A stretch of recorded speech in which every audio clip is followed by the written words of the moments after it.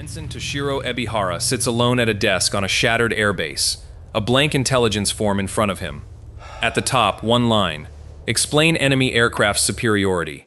He has started the same sentence 4 times, crossed it out 4 times.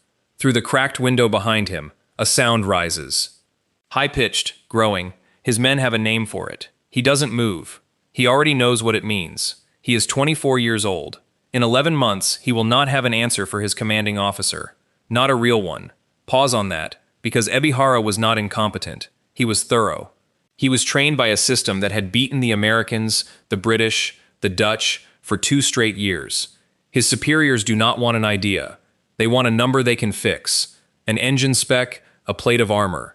So they hand him the real number instead. 11 Japanese aircraft lost for every 1 American fighter destroyed. 11 to 1. Ebihara stares at that ratio and understands, before he writes a single word, that the answer his commanders are waiting for does not exist. The one he actually has, they will not want to hear. The order came down from Captain Nishimura himself, delivered without ceremony in the squadron's makeshift command shack. Ebihara would compile a full accounting of aircraft losses over the past 6 weeks and produce recommendations. The captain did not ask for a philosophy, he asked for a fix. Something that could be requisitioned, welded, bolted on before the next patrol went up. Ebihara began where he always began, with the maintenance logs. 22 aircraft lost, 2 American fighters confirmed destroyed in return. He checked the arithmetic twice, certain he had transposed a figure somewhere, because the ratio it produced was not a number any officer wanted attached to his name. 11 to 1. He carried the ledger to Nishimura's tent that evening. The captain read it standing, jaw tight, and said what Ebihara expected him to say. Find what's wrong with the aircraft. Find what's wrong with the engine, the armor, the guns. Whatever it is, name it, and I will send the request up the chain tonight. Ebihara saluted and returned to his desk. He opened the ledger again under lamplight, and for the first time allowed himself to consider a possibility he had not written down anywhere. That the aircraft was not broken at all. That the men flying against them simply had a machine his own doctrine had never prepared for. 3 years earlier, Ebihara had stood on a training field in Kasumigara with 40 other cadets, watching an instructor demonstrate a turn so tight the wingtips seemed to carve the air itself. Fewer than 1 in 10 of them would finish the program. That was the point. The Navy did not want quantity. It wanted men who could outfly anything in the sky through sheer skill, because the aircraft they'd be given was built on a single unshakable bet, that a lighter, faster-turning fighter in a superior pilot's hands would always beat a heavier one in an average pilot's hands.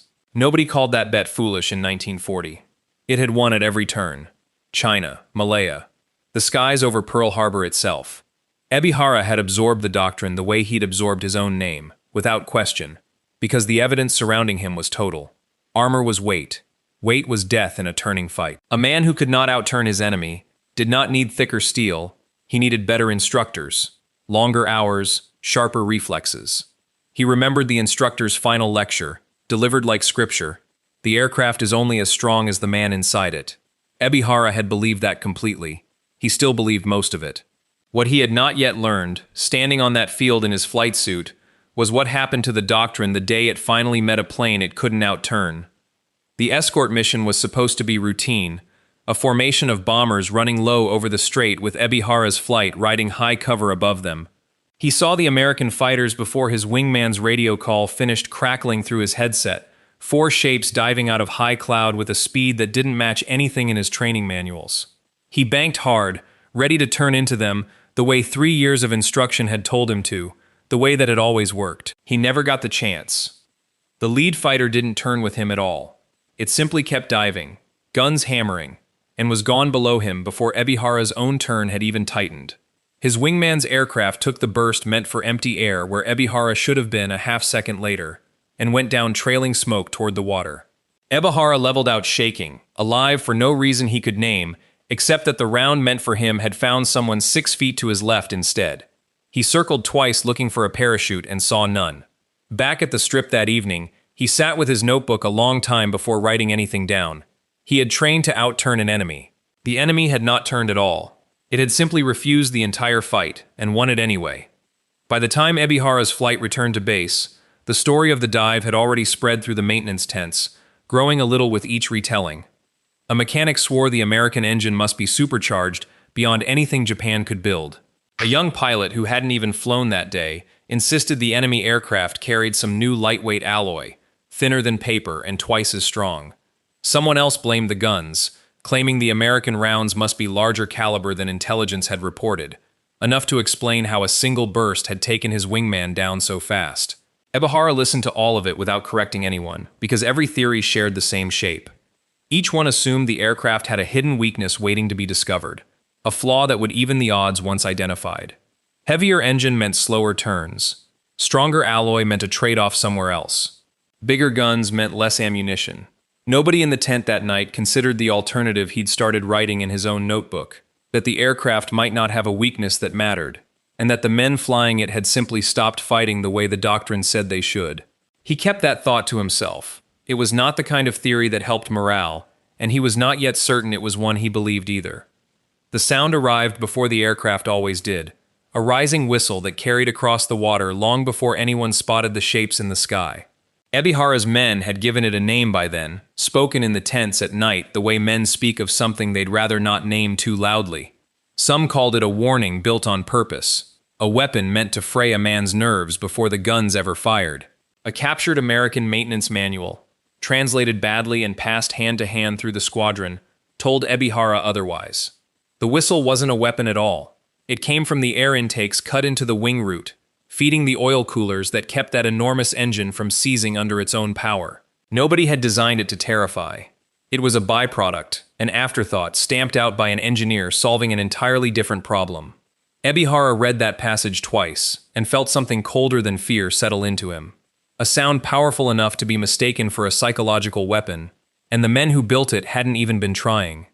They had simply built an engine so large that everything around it, the wing, the intakes, even the noise it made moving through the sky, had to bend to accommodate it. His own doctrine had been built around the pilot. Theirs, he was starting to understand, had been built around the machine and had never needed to compromise for anything else. The next engagement came over a stretch of coastline Ebihara had flown a dozen times without incident, and this time there was no accident to save him from watching it clearly. 6 aircraft went up that morning. 3 came back. He counted them himself, standing at the edge of the strip long after the engines had gone quiet, because counting was the only part of the morning that still made sense to him. That evening he filed the official report the way Nishimura expected it, worded carefully around causes that could be requisitioned and fixed. But afterward, alone at his desk, he opened a second notebook he had not shown anyone. In it he wrote the numbers nobody wanted attached to a formal document. Hours of flight training for the 3 pilots who hadn't returned, barely past 60 each. Hours logged by the Americans who had likely done the shooting, closer to 300 by every estimate he'd gathered. He wrote the ratio down plainly this time, without softening it for a superior's eyes. He told himself the private ledger was simply thoroughness, a habit from his training that he couldn't shake. But some nights, closing the notebook, he understood it for what it actually was. A place to tell the truth in a war that had stopped rewarding anyone who told it out loud. The replacements arrived on a transport that also carried spare parts and mail.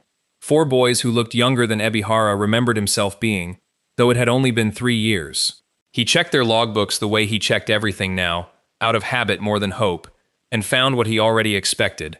60 hours between them, some closer to 40. He had trained for over 200 before anyone let him near a formation. Nishimura wanted them in the air within the week. Ebihara argued for 10 days, then 5, and settled for what he could get, which was 3. He spent those 3 days doing what instruction he could, walking them through maneuvers he no longer entirely believed in himself, watching their hands on the controls and thinking of his own instructor's voice. The aircraft is only as strong as the man inside it. He did not say aloud what he had started to suspect, that the aircraft mattered more than the man now, and these boys had neither. On the morning they flew their first patrol, Ebihara stood at the strip and returned their salutes and said nothing about the numbers in his private notebook. There was no version of the truth that would have kept them on the ground, and no version of it that would have made the sending easier.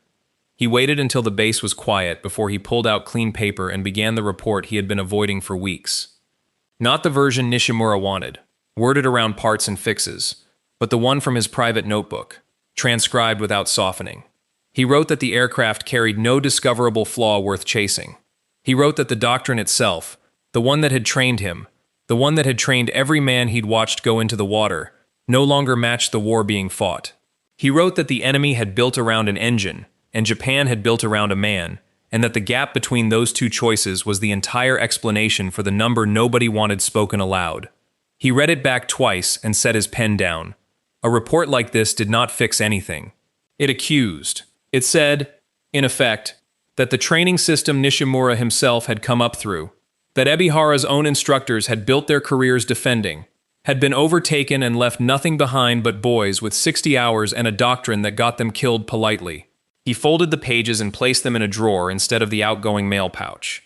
Not because he doubted what he'd written, because he understood exactly what it would cost him to be believed, and what it would cost him more if he wasn't. The order that morning kept Ebihara on the ground, grounded by a fever he hadn't reported because grounding himself felt like one more failure he couldn't afford. So he watched instead, from a slit trench at the edge of the strip, as the full squadron went up to meet a report of incoming bombers. Among them were 3 of the boys he'd trained in those hurried 3 days. Logbooks barely past 60 hours, saluting him on their way to the aircraft the same way they had every morning since. The radio in the command tent carried fragments at first, call signs, a course heading, and then static that didn't clear. Ebihara sat beside it for over an hour, listening to nothing, translating the silence the only way experience had taught him to. When the first aircraft finally returned, it came in low and alone, undercarriage half torn away, and no others followed it. He learned the final count by evening. Of the squadron that had gone up, only that single pilot came home. Ebihara did not open his private notebook that night. There was nothing left to record that the empty airfield wasn't already saying plainly enough, and no ratio, however honestly written, that would have brought any of them back down out of that sky. The drawer survived the war better than the base did. An American intelligence officer cataloging captured documents in 1946 found the folded pages still sealed inside it, ink faded but legible, filed under a name that meant nothing to him. He read it standing in the ruins of what had once been a command shack, expecting the usual wartime bureaucracy, requisitions and casualty counts. What he found instead was a report that had never been submitted, written by a man who had apparently understood everything, and said none of it out loud in time. He had it translated in full. The pages did not read like propaganda or excuse. They read like a confession, one officer's honest accounting of why his side had lost the arithmetic of the sky, engine against pilot, mass production against irreplaceable skill, and none of it flattering to the doctrine that had trained him. The officer filed it not as evidence of failure, but as something closer to proof, a document that had reached the correct conclusion and simply arrived too late to matter to anyone but history. Nobody ever learned whether Ebihara lived to see the war's end, only that somewhere in a drawer, in his own hand, he had written down the truth before the truth had anywhere left to go.